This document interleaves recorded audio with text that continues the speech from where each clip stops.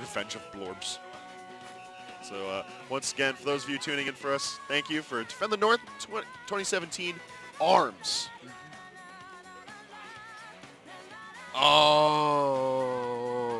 Oh my god, that actually hurt. That's wild. All right. Damn. Yo, I can't wait to watch the VODs for this and then just have eye strains. Beautiful.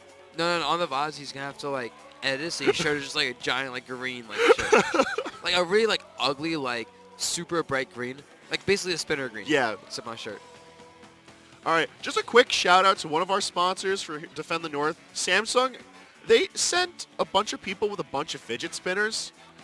The beginning of this tournament, I did not own a fidget spinner. I had no idea how to use these. I am like enlightened. Yep, I was like, you know, I've used fidget spinners. I've never owned one, but now I have my own fidget spinner. It's just so like it's natural to pull it out and just want to use it. Yeah, like I won't be surprised if I have this like at other tournaments. I've been telling my sponsor Renegades to like get me a fidget spinner forever. Yo, facts. I'm like Renegades, yo, you guys need to make some Renegades fidget spinners. I don't know why they're not on this, especially after this. Damn. Like, get that Renegade swag, man. No joke, Renegades is one of my favorite teams. Them and Immortals, but don't worry, we at least get to see some Renegades players on the island often enough. All right, so we're getting ourselves back in. We're seeing yet another Twin Tail. This is a fantastic Ooh, that's night. a nice looking Twin Tail costume.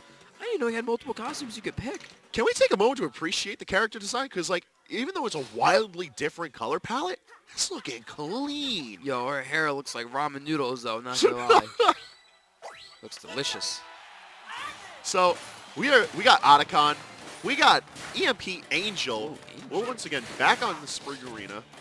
We've seen this matchup quite a bit today. Spring Girl versus Rubber Girl versus Twin Tail.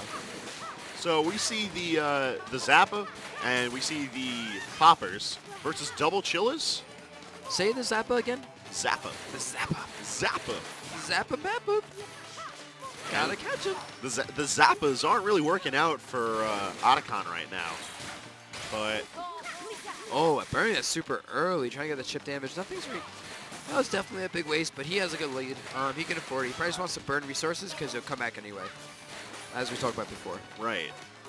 And Otacon, he's going to put in a little bit more work, and he'll have that meter ready for him. And there it is. He gets the spring bounce off the Twin Tail, but the grab, au revoir, back to the other side of the stage. So one thing I'm noticing is pretty much every Twin Tail has been using the Ice Arm, and the Spring Girls have had pretty varied movesets. Like we've seen them use all the arms so far.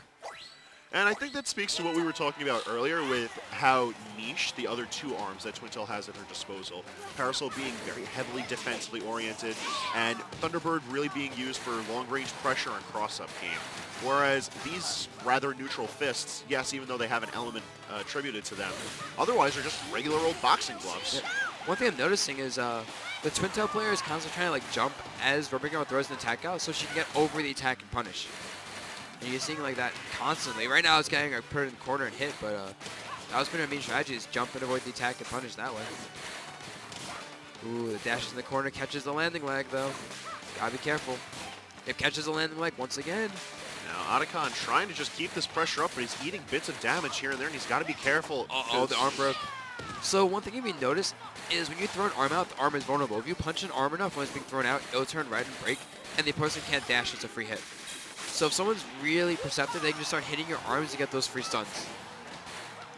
It's an excellent observation, but I want to see Otacon put that pressure on even further. We see him take this first match, but it was really just a flurry of offensive with really good movement that led him to that first victory.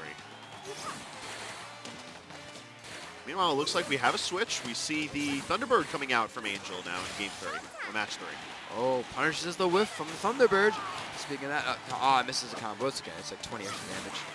Oh, reads the dash really hard. Gets a full, like, basically did all the damage a super did in that little read. And what an amazing read, too. Getting the stun on both the arms, preventing the block, and then just going in for the freest grab. You see right there, you know, he punched the arm with the Thunderbird that was charged. As soon as he threw it out, and boom, stunned immediately. That's actually interesting that the Thunder Charge, if it hits an arm, it just breaks it immediately, it looks like. That's a really significant factor, because it means you can't press many buttons if the opponent's aware of that. Yeah, you can see he charges that as trying to hit one of the arms as it's thrown out is curving it kind of outwards and then inwards, maybe to catch a dash as well. It seems that both of these players are incredibly aware of the resources at hand. We see that Angel's consistently charging up the Thunderbird whenever the opportunity arises. And also, both players are making use of their meter as soon as it's available. Yeah, they're just trying to get more resources. You see it both actually on meter. Oh, that's it. Oh! Did he just cancel? He just canceled his arm stun with meter usage. I did not know that was a thing. Now Twin Tail's meter on deck, though. Ooh, these dodges. Yeah, chip damage is real in this game. All right, so pretty solid movement, allowing Angel to take this game 1. I mean, we definitely saw adaptations from both of them. They both started playing slower as the games went on. Right. Now I'm wondering to see if anyone's going to pick up the pace and really try switch momentum and go really fast. And I feel like it's really a balance between, like, how much can you respect your opponent versus how much should you? Because once you give a little bit of space to this Twin Tail, you're shocked and you're shook. And getting grabbed is just leading to these devastating extensions from Angel. Otacon's got to mix up his movement a bit and definitely mix up how he's approaching as far as his offensive pressure is, because Angel's doing fairly well with his back against the wall. I think the main thing is Otacon needs to start landing these charge arm hits, because he's landing hits, but he's landing like just uncharged arm hits, and that's not doing much. Meanwhile, whenever Angel lands a charge hit, that's like 300 damage, and that's the difference maker right there, is just how much damage output they can put off of single hits. And you first see that Angel's just kind of waiting for Otacon to approach now, you know. Otacon is, you know, jumping, dashing, all this stuff, and Angel's just saying, hey, that's fine with me, I'm going to hit you, or I'm going to block and hit you. I'm going to jump and hit you. I mean, he's got the game count. He could force these kind of approach options, but Otacon wasting that meter. He's not really able to pressure much, but he gets a couple of hits in, so it's not all for naught. Yeah, and now Angel wants this meter. He probably won't burn it this game unless he has to, because... okay, I guess he felt like he had to. Yeah, he wanted it. That's style points right there. Yeah, right there. He feels confident next game. Plus, if he loses this one, it's fine. He still has a lot more games to go. Right.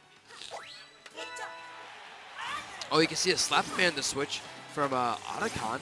You know, trying something a little bit different. Realizes that he can't punch through Angel. He's dodging all the things to the side. Use an arm that can counter side dodges easily. Although it seems that Otacon's approaching with a Slap Amender, and I don't really like that. It seems to be really good for approaching while the Thunderbird is active, but otherwise I feel like he should be using it as a cross-up option.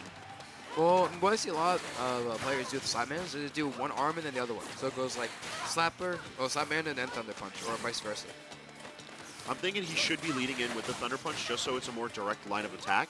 I agree. Then bait out an option from Angel, see how Angel responds, and then use the Slap Commander accordingly. But right now we're seeing Ribbon Girl is in the lead. His super usage is definitely going to put her a little bit behind, but ooh, yep. Punishes her for throwing a Slap Commander. Keep in mind, when you dash, or when you attack in this game, you cannot block. So you have to dash, but someone reads a dash as you attack, it's a free hit. And we're seeing that there. Yeah, look, the Slap Commander go right around the Thunderbird, getting free, and the knockdown from the charge Slap Commander. This choice is really helping out because now he's able to contest Twin Tail at a more mid-range zone where before he was forced to get close and kind of getting outboxed there. And on top of the damage output that we're seeing from Otacon, also take note that it looks like Twin Tail's shield takes a good amount of hit as well, and not able to shield any of that. Finally starting to see Otacon find his footings. Now, are we going to see the arm switch from Angel is the question. We've got Thunderbird is back. Okay. So, oh, burn suit. Oh, no, that's going to be a big loss. He gets a little bit of damage off, but not enough.